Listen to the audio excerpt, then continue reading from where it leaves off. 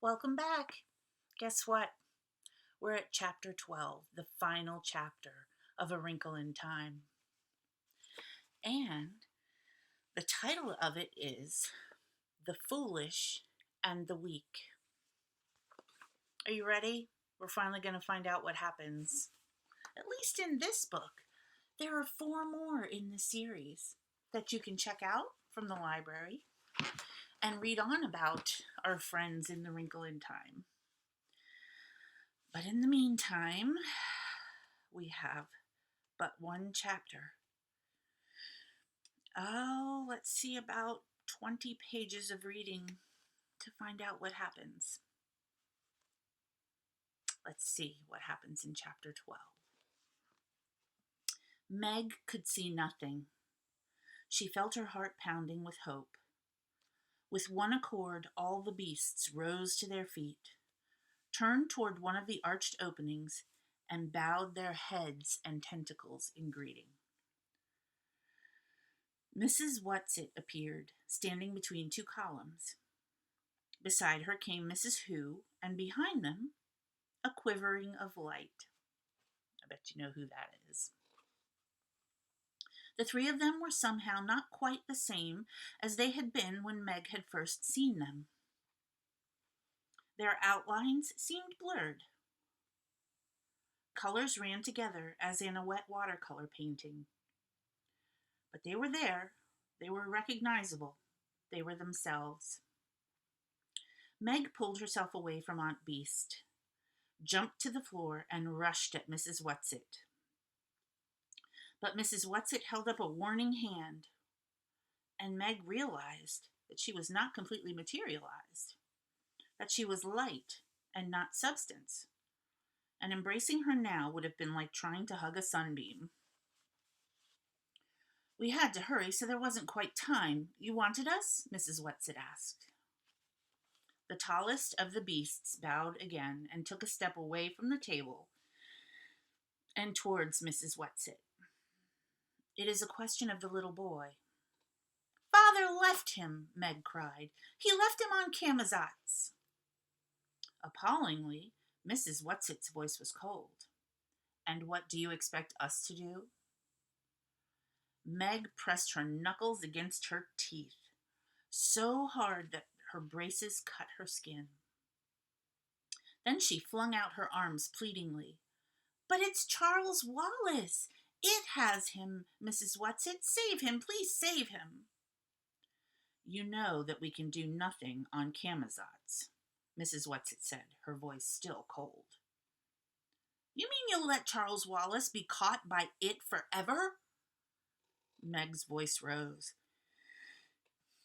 "Did I say that?" "But we can't do anything. You know we can't. We tried. Mrs. Whatsit, you have to save him."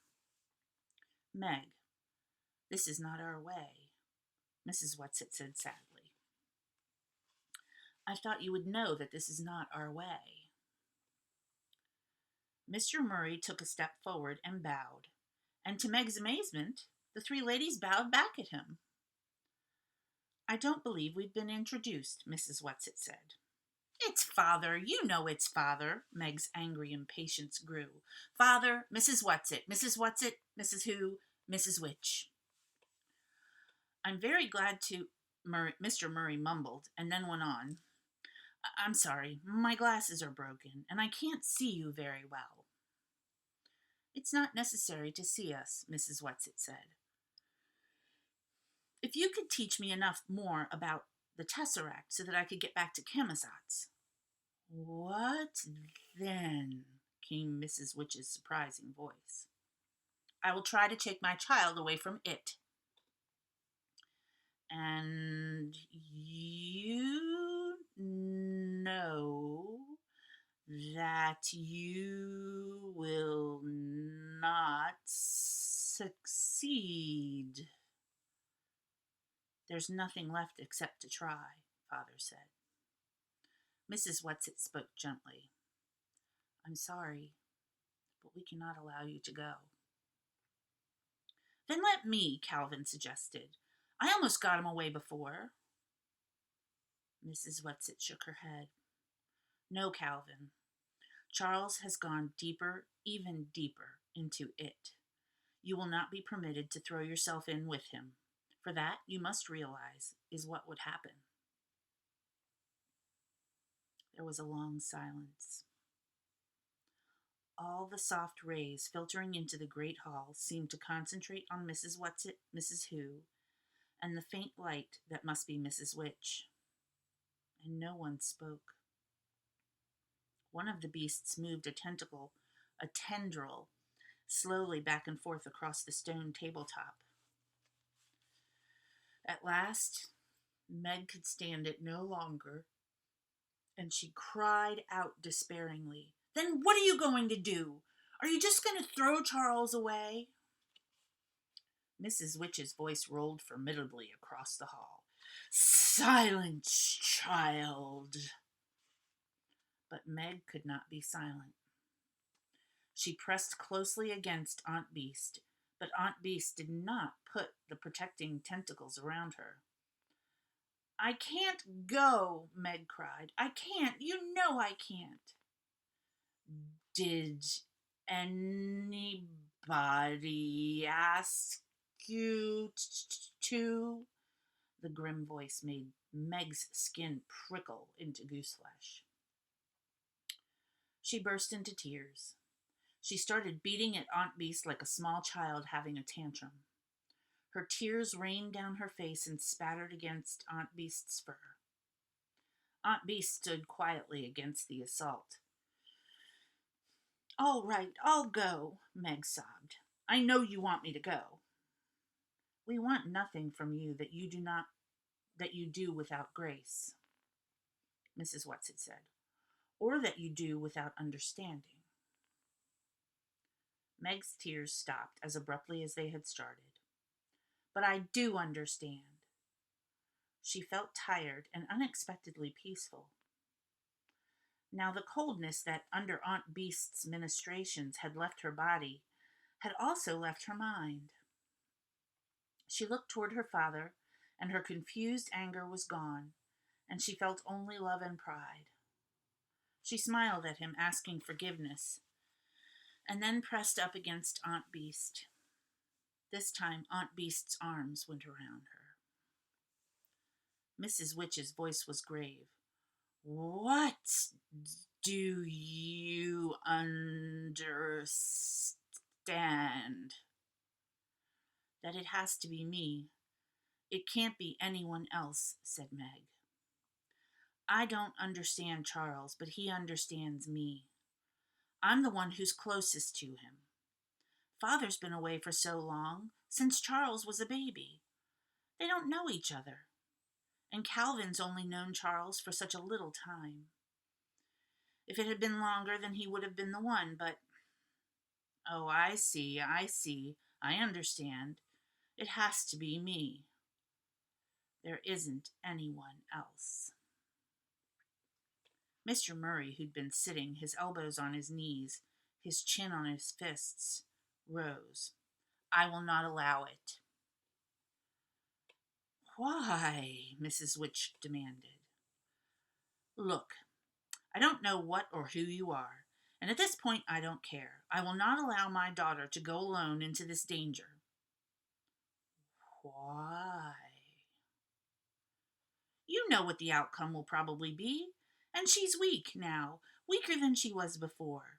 She was almost killed by the black thing. I fail to understand how you can even consider such a thing," Father said. Calvin jumped down. "Maybe it's right about you, or maybe you're in the league with it. I'm the one to go if anybody goes. Why did you bring me along at all? To take care of Meg? You said so yourself." "But you've done that," Mrs. Whatsit assured him. "I haven't done anything," Calvin shouted. "You can't send Meg. I won't allow it. I'll put my foot down. I won't permit it," Calvin shouted. "Don't you see that you're making something that is already hard for Meg even harder?" Mrs. Whatsit asked him. Aunt Beast turned tentacles towards Mrs. Whatsit. "Is she strong enough to test her again? You know what she's been through." If Witch takes her, she can manage, Mrs. Whatsit said. If it will help, I could go too and hold her. Aunt Beast's arm around Meg tightened. Oh, Aunt Beast, Meg started, but Mrs. Whatsit cut her off. No. I was afraid not, Aunt Beast said humbly. I just wanted you to know that I would. Mrs. Whatsit? Mr. Murray frowned and pushed his hair back from his face. Then he shoved with his middle finger at his nose, as though he were trying to get spectacles closer to his eyes. Are you remembering that she's only a child? And she's backward, Kevin bellowed. I resent that, Meg said hotly, hoping that indignation would control her trembling. I'm better than you at math, and you know it, Meg said to Calvin. Do you have the courage to go alone? Mrs. Whatsit asked her. Meg's voice was flat. No, but it doesn't matter. She turned to her father and Calvin. You know it's the only thing to do. You know they'd never send me alone if... How do we know they're not in league with it? Mr. Murray demanded. Father! No, Meg, Mrs. Whatsit said. I do not blame your father for being angry and suspicious and frightened. And I cannot pretend that we're doing anything but sending you into the gravest kind of danger. I have to acknowledge, quite openly, that it may be fatal danger. I know this, but I do not believe it. And the happy medium doesn't believe it either. Can't she see what's going to happen? Calvin asked. Oh, not in this kind of thing, Mrs. Whatsit sounded surprised at his question. If we knew ahead of time what was going to happen, we'd be like the people on Camazotz, with no lives of our own, with everything all planned and done for us. How can I explain it to you? Oh, I know. In your language, you have a form of poetry called the sonnet. Yes, yes, Calvin said impatiently. What's that got to do with the happy medium? Kindly pay me the courtesy of listening to me. Mrs. Whatsit's voice was stern, and for a moment, Calvin stopped pawing the ground like a nervous colt. It is a very strict form of poetry, is it not? Yes. There are 14 lines, I believe, all in iambic pentameter. That's a very strict rhythm or meter, yes? Calvin nodded, yes. And each line has to end with a rigid rhyme pattern. And if the poet does not do it exactly this way, it's not a sonnet, is it? No, said Calvin. But within this strict form, the poet has complete freedom to say whatever he wants, doesn't he? Yes, Calvin nodded again. So, Mrs. Whatsit said. So what? Calvin said. Oh, do not be stupid, boy, Mrs. Whatsit scolded. You know perfectly well what I'm driving at. You mean you're comparing our lives to a sonnet? A strict form, but freedom within it? Yes, Mrs. Whatsit said. You are given the form, but you have to write the sonnet yourself. What you say is completely up to you. Please, Meg said. Please, if I've got to go, I want to go and get it over with. Each minute you put it off makes it harder. She is right, boomed Mrs. Witch's voice. It is time. You must say goodbye. Mrs. Whatsit was giving her not permission, but a command. Meg curtsied clumsily to the beasts. Thank you all very much. I know you saved my life. She did not add what she could not help thinking. Saved for what? So that it could get me? She put her arms around Aunt Beast and pressed up against the soft, fragrant fur. Thank you, she whispered. I love you. And I you, little one. Aunt Beast pressed gentle tendrils against Meg's face. Cal, Meg said, holding out her hand.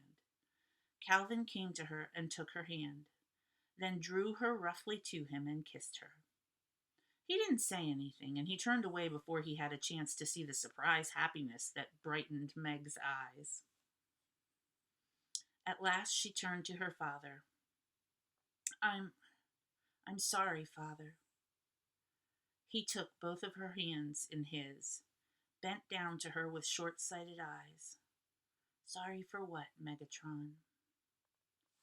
Tears almost came to her eyes at the gentle use of the old nickname. I wanted you to do it all for me. I wanted everything to be all easy and simple. So I tried to pretend that it was all your fault.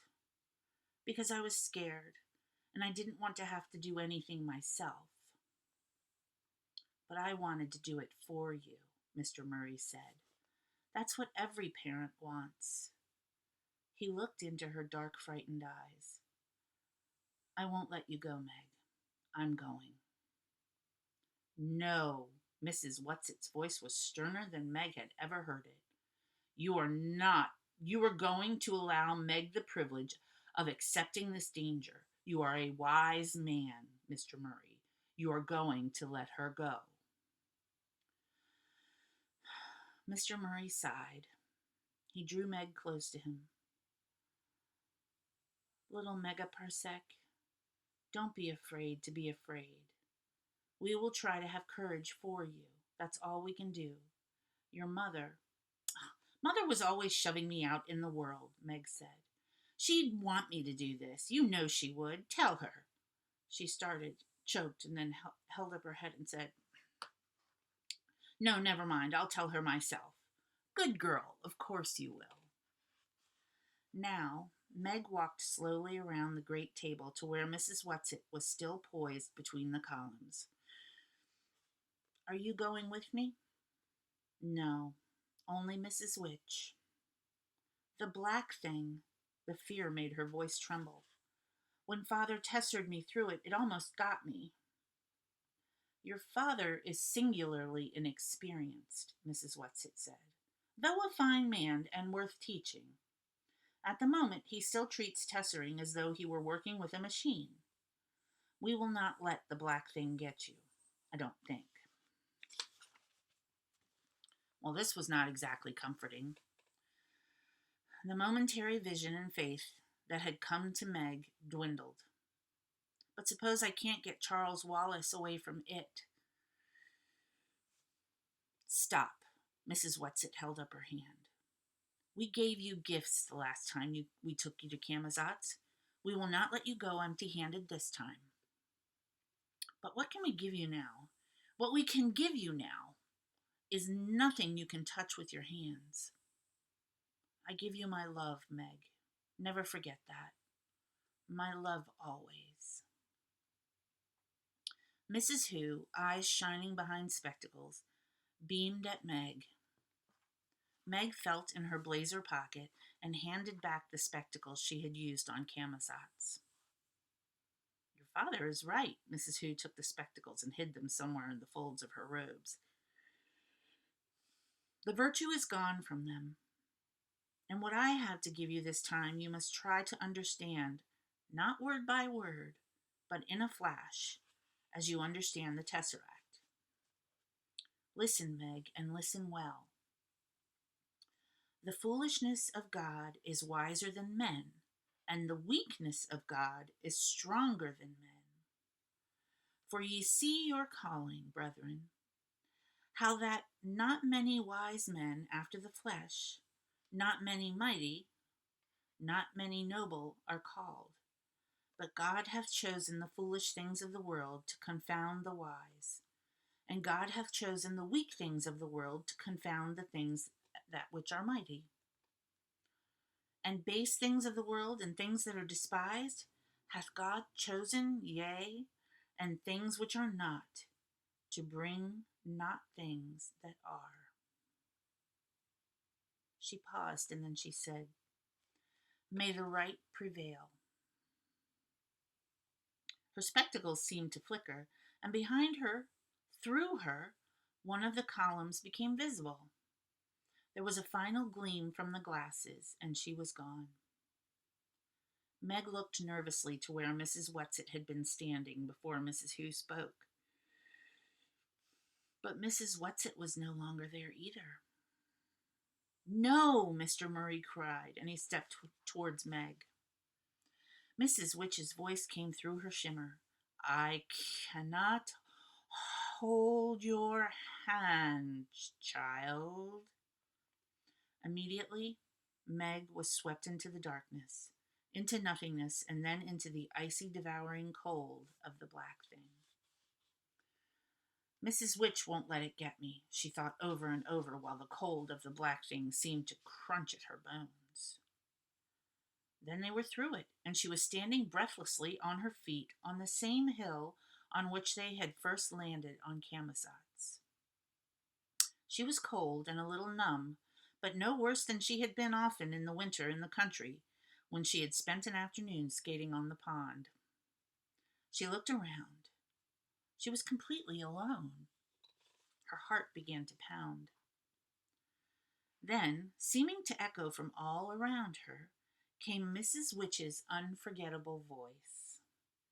I have not given you my gift. You have something that it has not.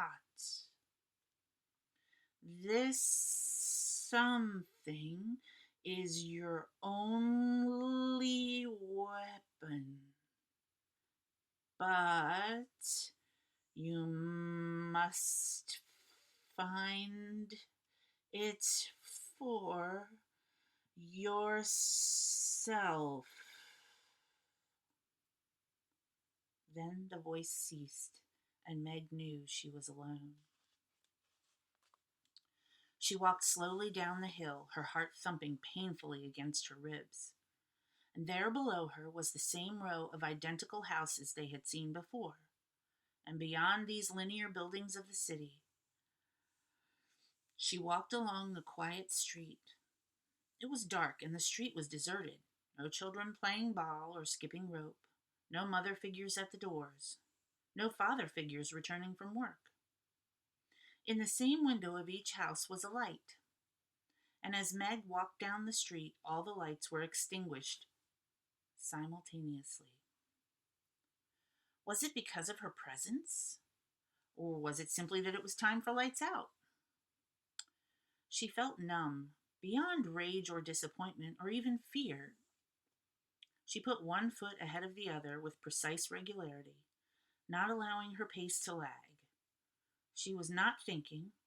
She was not planning. She was simply walking slowly but steadily towards the city and the doomed building where it lay. Now she approached the outlying buildings of the city. In each of them was a vertical line of light, but it was a dim, eerie light, not the warm light of stairways in cities at home. And there were no isolated, brightly lit windows where someone was working late, or an office being cleaned. Out of each building came one man, perhaps a watchman, and each man started walking the width of the building. They appeared not to see her. At any rate, they paid no attention to her whatsoever, and she went on past them. What have I got that it hasn't got? She thought suddenly. What have I possibly got? Now she was walking by the tallest of the business buildings. More dim vertical lines of light. The walls glowed slowly to give a faint illumination to the streets. Central Intelligence was ahead of her. Was the man with the red eyes still sitting there? Or was he allowed to go to bed? But this was not where she must go, though the man with the red eyes seemed the kind old gentleman he claimed to be when compared with it. But he was no longer of any consequence in the search for Charles Wallace. She must go directly to it. Now, it isn't used to being resisted. Father said that's how he managed, and how Calvin and I managed as long as we did. Father saved me then. There's nobody here to save me now. I have to do it myself. I have to resist it by myself. Is that what I have that it hasn't got? No, I'm sure it can resist. It just isn't used to having other people resist. Central Intelligence blocked with its huge rectangle at the end of the square. She turned to walk around it, and almost imperceptibly her steps slowed. It was not far to the great dome which housed it. I'm going to Charles Wallace. That's what's important. That's what I have to think of. I wish I could feel numb again the way I did at first. Suppose it has him somewhere else. Suppose he isn't here. I have to go there first anyhow. It's the only way I can find out. Her steps got slower and slower as she passed the great bronze doors, the huge slabs of the Central Intelligence Building, and as she finally saw ahead of her the strange light pulsing dome of it.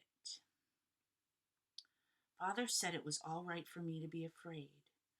He said to go ahead and be afraid. And Mrs. Hu said, I don't understand what she said, but I think it was meant to make me not hate being only me, and me being the way I am. And what Mrs. Whatsit said to remember was that she loves me. That's what I have to think about. Not about being afraid, or not as smart as it. Mrs. Whatsit loves me. That's quite something, to be loved by someone like Mrs. Whatsit. And then she was there. No matter how slowly her feet had taken her at the end, they had taken her there. Directly ahead of her was the circular building, its walls glowing with violet flame, its silvery roof pulsing with a light that seemed to Meg to be insane. Again she could feel the light, neither warm nor cold, but reaching out to her and pulling her towards it. There was a sudden sucking, and she was within. It was as though the wind had been knocked out of her. She gasped for breath in her own rhythm, not the permeating pulsing of it. She could feel the inexorable beat within her body, controlling her heart and her lungs. But not herself, not Meg. It did not quite have her. She blinked her eyes rapidly against the rhythm until the redness before them cleared, and she could see. There was the brain. There was it, lying pulsing and quivering on the dais, soft and exposed and nauseating. Charles Wallace was crouched beside it, his eyes still almost slowly twirling, his jaw still slack, as she had seen him before, with a tick in his forehead reiterating the revolving rhythm of it. As she saw him, it was again as though she had been punched in the stomach, for she had to realize afresh that she was seeing Charles, and yet it was not Charles at all. Where was Charles Wallace, her own beloved Charles Wallace? What is it that I have got that it hasn't got? You have nothing that it hasn't got, Charles Wallace said coldly. How nice to have you back, dear sister. We have been waiting for you. We knew that Mrs. Whatsit would send you. She is our friend, you know. For an appalling moment, Meg believed. And in that moment, she felt her brain being gathered up into it. No, she screamed at the top of her lungs. No, you lie. For a moment, she was free from its clutches again. As long as I can stay angry enough, it won't get me. Is that what I have that it doesn't have? Nonsense, Charles Wallace said. You have nothing that it doesn't have. You're lying, she replied, and she felt only anger towards this boy who was not Charles Wallace at all. No, it was not anger. It was loathing. It was hatred, sheer and unadulterated. And as she became lost in hatred, she also began to be lost in it. The red miasma swam before her eyes. Her stomach churned, in its rhythm. Her body trembled with the strength of her hatred and the strength of it.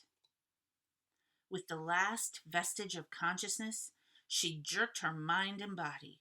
Hate was nothing that it didn't have. It knew all about hate. You're lying about that, and you were lying about Mrs. Whatsit, she screamed. Mrs. Whatsit hates you, Charles Wallace said. And that was where it made its fatal mistake. For as Meg said automatically, Mrs. Whatsit loves me. That's what she told me, that she loves me. Suddenly she knew. She knew. Love.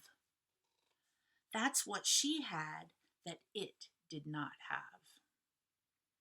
She had Mrs. Whatsit's love, her father's and her mother's, and the real Charles Wallace's love, and the twins, and Aunt Beast's. And she had her love for them. But how could she use it? What was she meant to do? If she could give love to it, perhaps it would shrivel up and die. For she was sure that it could not withstand love. But she, in all her weakness and foolishness, and baseness and nothingness, was incapable of loving it. Perhaps it was not too much to ask of her, but she could not do it. But she could love Charles Wallace.